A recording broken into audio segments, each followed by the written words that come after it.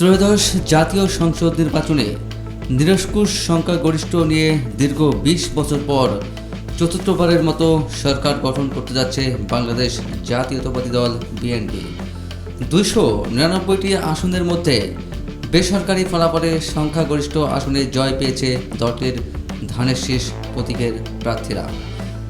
বিজয়ের মধ্যে বিএনপি থেকে ৬ জন নারী প্রার্থী বিপুল ভোটে নির্বাচিত হয়ে সংসদে যাচ্ছেন।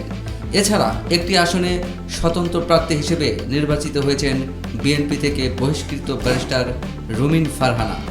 বিজয়ী নারী প্রার্থীরা হলেন মানিকগঞ্জ ৩ আসনে আফরোজা খান রিতা, ঝালকাঠি ২ আসনে ইসরাত সুলতানা ইলেন ভুট্টো, সিলেট ২ আসনে তাহসিনা রুশদির লোনা, ফরিদপুর ২ আসনে শামা ওবায়েদ, ফরিদপুর ৩ আসনে নায়াব ইউসুফ কামাল, নাটোর ১ আসনে ফারজানা শারমিন পুতুল এবং